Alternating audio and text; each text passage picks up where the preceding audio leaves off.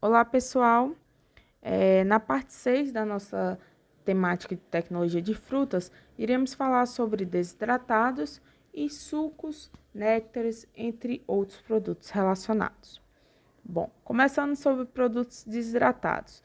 A desidratação, ela é um processo, como nós já vimos na parte de conservação, que consiste numa operação unitária, basicamente para remoção de água, porque ao remover a água até determinada concentração, até determinada atividade de água, você proporciona um produto mais estável, com a vida de prateleira maior e um ambiente não propício para o crescimento de micro-organismos e de reações enzimáticas não desejáveis, ou seja, reações enzimáticas deteriorantes, como as que vão modificar a textura, amolecer os tecidos, as que vão modificar a coloração, as que vão modificar o sabor. Então, você evita com que essas reações aconteçam de forma ou totalmente ou de forma parcial, mas por tempo suficiente que esteja dentro e similar ao prazo da vida de prateleira. Bom, secar é um processo muito mais complexo do que você imagina. Ela não significa que, de acordo com o tempo, a mesma taxa de extração de água a cada minuto ou a cada hora vai ser igual durante todo o processo de secagem. Isso porque, dependendo da temperatura inicial utilizada, a água que está nas porções mais superficiais daquele pedaço de alimento, elas vão ser retiradas, vão ser vaporizadas e o alimento naturalmente passa a ter uma camada ressecada. E essa camada ressecada, ela pode impedir que as moléculas de água das porções mais internas dos tecidos sejam retiradas. Então, para evitar esse efeito ou para minimizar esse efeito, as temperaturas elas podem ser reguladas para que você tenha etapas de temperaturas diferentes para ter taxas de extração de água diferentes. Assim você proporciona um alimento que ele esteja seco, tanto na superfície como na parte interna, e assim evitar a proliferação microbiana ou reações indesejáveis, e você tem uma homogeneidade na quantidade de umidade ainda presente ou restante no alimento. Bom, pode ser feito também uma etapa de pré-tratamento com sulfito ou sulfuração para evitar que alterações de escurecimento durante o processamento possam ocorrer. Dentro do setor de alimentos, nós temos as chamadas reações de escurecimento, que são reações que proporcionam a produção de substâncias de coloração escura, tá? São várias substâncias, mas que têm em comum produzirem pigmentação escura. Esse processo pode ser realizado por enzimas, na presença de enzimas, como ocorre na maçã, como ocorre na banana, ou ela pode ser através de processo não enzimático, que é o que ocorre, por exemplo, com a casca do pão, certo? Aquele é um processo de escurecimento não enzimático. E como ocorre, por exemplo, com a calda do pudim, quando você vai produzir a calda do pudim, água, açúcar e calor, e ele produz uma coloração mais escura, tá? Então, a reação que ocorre no pão, ela é tanto ocorre a chamada caramelização, que envolve carboidratos e temperatura alta, como também ocorre o processo de reação de Maillard, que envolve carboidratos, proteínas e temperatura. Mas o que eles têm em comum é produzir essa coloração escura, que em alguns alimentos é desejável, como por exemplo na crosta do pão, no café, tá? Na torrefação do café, mas em frutas desidratadas, a maioria delas, não é desejável. Assim como também não é desejável na produção de sucos.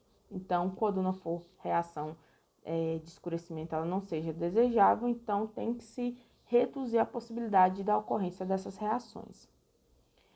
Nesses processos de secagem ocorre transferência de massa, ou seja, de saída de água, e transferência de calor, ou por condução, convecção ou por radiação. O processo pode ser feito de forma natural ou artificial e vai depender de vários fatores como condições climáticas, investimento financeiro, tratamento, tamanho da produção, espaço disponível, procura pelo produto, qualidade do produto e entre outros fatores. Alguns equipamentos e métodos que podem ser utilizados, nós já vimos alguns, mas vamos aqui dar uma revisada. Pode ser utilizado o secador de cabine, tá? Que ele utiliza ar quente com um cooler para movimentar esse ar e tornar mais homogênea a distribuição do calor. Ele é mais utilizado para produções de pequena escala, ele pode ser de bancada com 5 bandejas ou até ele de chão mesmo com 10 bandejas. É utilizado bastante em pesquisas, ele tem um baixo custo e uso simples. E essas bandejas podem ser fixas ou móveis. As móveis são mais fáceis para manter a higienização do equipamento. Existe a nível industrial o chamado secador de túnel, nós também já vimos, em que pode ter várias dinâmicas dentro desse equipamento. Pode ocorrer o sentido em que a esteira leva o alimento por esse túnel, ela está em paralelo com o fluxo do ar quente ou contra a corrente ou de forma combinada. Combinada em que sentido?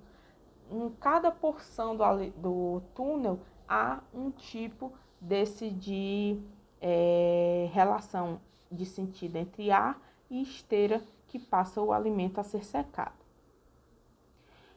Há também o chamado leite fluidizado, nós também já vimos como ele funciona. O produto ACC que ele fica suspenso no ar, e o processo de secagem é bastante rápido. E ele tem boa aplicação para vegetais que estão em pequenos pedaços, ou a unidade do próprio vegetal é pequena, como as ervilhas ou os vegetais cortados em cubos pequenos. Já o processo de liofilização é um processo de secagem em que ocorre a remoção, ou seja, a transferência de massa, a remoção de água através do processo de sublimação, ou seja, a passagem da água do estado sólido para o estado gasoso, sem passar pelo estado líquido. Então, o alimento é congelado a determinada temperatura, levado para o liofilizador e ele faz esse processo de forma até um pouco lenta, mas eficiente. O resultado é ótimo, como a gente pode ver aqui na comparação entre cenoura liofilizada e as secadas ao ar e as bananas liofilizadas e as bananas secas ao sol. Tanto melhoria no percentual de nutrientes mantidos nos alimentos, já que os processos de aplicação de calor eles podem interferir na quantidade de nutrientes, principalmente em vitaminas, também na coloração e formato desses produtos. Porém, é um processo bastante caro, mas bastante utilizado principalmente nas pesquisas. Existe um processo denominado desidratação osmótica, que ele é utilizado principalmente como pré-tratamento antes desses processos de secagem efetivamente. Consiste basicamente em colocar em contato, em imersão, o vegetal em uma solução saturada de uma salmoura, certo? No caso aqui, por exemplo, uma salmoura de açúcar. E assim, parte da água que está dentro do alimento vai passar para esse meio. E parte do soluto utilizado, por exemplo, o açúcar, passa do meio para o alimento. Pode ser utilizado, um exemplo seria no processo de produção de banana passa. Então, banana passa você faz esse processo antes do processo de secagem. Aqui a gente tem um exemplo de goiaba, ela in natura, nessa foto na esquerda superior. Na foto da direita nós temos essa mesma banana, essa mesma goiaba que passou pela secagem osmótica, seguida de uma secagem em estufa. E nós temos também na foto da esquerda embaixo, parte inferior, a desidratação osmótica, a pressão atmosférica e seguida de secagem em estufa. Então, até a secagem ser a vácuo ou a secagem ser com pressão atmosférica normal, há uma interferência no produto final, na coloração, na consistência, no percentual de massa perdida e assim vai. Os cuidados básicos durante o processo de desidratação de alimentos, distribuir os pedaços do equipamento para que você tenha uma homogeneidade e uma eficiência maior na remoção de água. A temperatura utilizada não pode ser muito alta, de 50 a 90 graus é o aconselhável, dependendo do tipo de alimento, e a velocidade de 1,5 a 5 metros por segundo do ar que circula dentro do equipamento, depende do tamanho do equipamento. E o tempo de secagem pode ser de 3 até 50 horas, depende também do material, do formato e do tipo de produto final que você deseja. Existe uma etapa de acabamento, que ela consiste em você ajustar o teor de umidade, ou seja, colocar esses alimentos secos dentro de uma câmara para padronizar a umidade. Utilizar, obviamente, embalagens para ter uma barreira a vapor, para que a água, parte da água que foi retirada do alimento, não seja depois absorvida da umidade do ambiente. E podem ser utilizados no produto final cerca de alguns tipos de conservantes, se o alimento final ele tiver a quantidade de umidade acima de 30%, porque essa quantidade de umidade ela ainda pode permitir o crescimento de determinados micro-organismos. Bom, os sucos e néctares estão sendo ainda mais vendidos dentro do setor de bebidas não alcoólicas, por ter uma gama maior de produtos, tá? Você poder utilizar excedente de produção e além de fornecer nutrientes de forma bastante prática, tá? Os mais consumidos no mundo geralmente são uva, pêssego e laranja. O suco ou sumo é a bebida não fermentada, não concentrada, não diluída, obtido da fruta madura, sã ou parte do vegetal de origem, por processamento tecnológico adequado e submetido a tratamento que assegure sua apresentação e conservação até o consumo. No mercado nós temos vários tipos de produtos. Você encontra suco integral, blend, concentrado, reconstituído, em pó, néctar, desidratado. Existe uma gama de produtos. Nós vamos ver alguns deles aqui. O denominado suco tropical, ele é o produto obtido pela dissolução em água potável da polpa da fruta de origem tropical por meio do processo tecnológico adequado, não fermentado, com aroma e outras características próprias da fruta base. Exemplos: abacaxi, acerola, caju, cajá, goiaba, entre outros. Ele é classificado como tropical ou tropical misto, se for mais de uma fruta utilizada de forma conjunta. E se adicionado de açúcar, tem que estar escrito adoçado, ou seja, suco tropical de goiaba adoçado. Tem que ter essa denominação. Aqui alguns exemplos de rótulos, tá? E é obrigatório, no caso, então, ter água e o suco ou a polpa, e pode ter como opção adicionar açúcar e outros adoçantes, aromatizantes, acidulantes, corantes naturais e antioxidantes. Já o néctar, muitos aí devem consumir pensando que é suco. O néctar ele é uma bebida não fermentada, obtida da diluição em água potável dessa polpa ou do seu extrato, adicionado de açúcares, edulcorantes e pronto para beber, tá? Edulcorantes são substâncias que proporcionam sabor doce, certo? Os produtos dessa categoria têm que ter de 10 a 50% de suco ou polpa. Se for suco de uma fruta de alta acidez, geralmente não se chega aos 50%, para não ficar com sabor extremamente acentuado. Utiliza-se aproximadamente 35%. Então, o que é obrigatório ter no néctar? Além da água e do suco, também tem açúcar. Aqui algumas quantidades mínimas de suco nos néctares, tá? Que são, em geral, não é padronizado para todas as empresas, mas são uns valores médios que são utilizados. Isso é uma informação retirada do site da ABI, que é a Associação Brasileira de Indústrias de Bebidas, de indústria de refrigerantes e bebidas.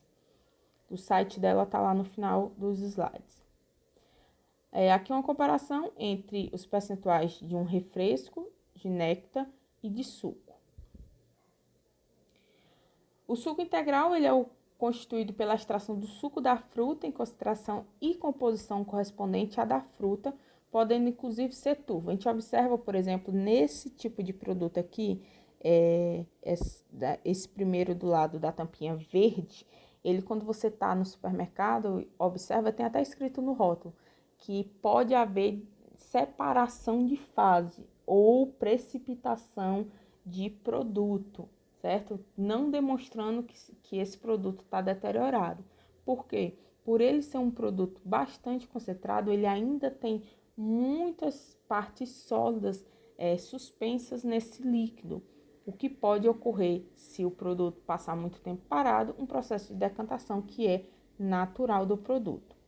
Já os sucos concentrados, eles são produtos que passam por um processo de desidratação, ou seja, de concentração, de perda de água desse produto, tendo uma concentração de sólidos solúveis de 65%, e temos também os sucos desidratados, que são aqueles pó, onde a umidade relativa chega a 3% e é adicionado açúcar e outras substâncias.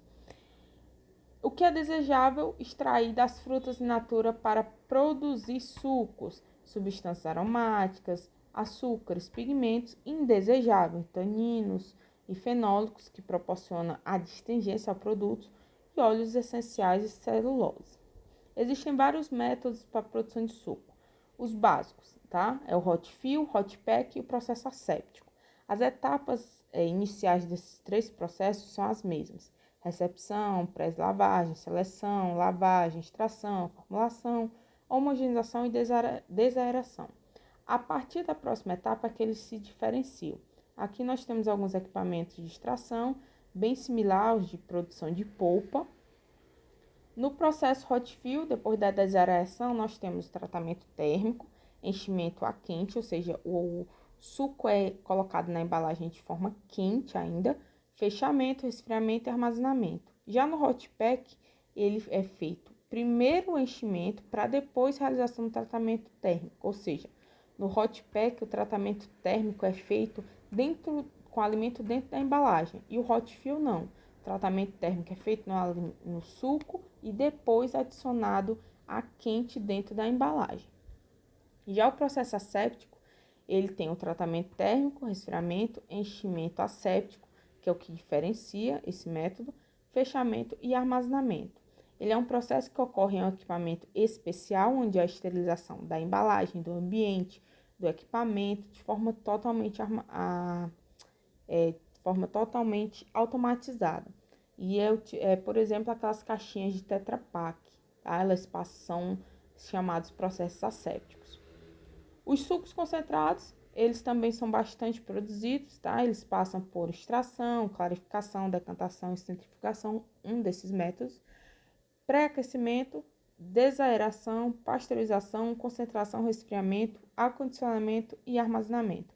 O processo de desaeração dos sucos é basicamente para você não permitir algumas mudanças que podem ocorrer de características nos alimentos devido à presença de oxigênio, seja reações de degradação, seja a possibilidade de crescer algum micro-organismo aeróbio.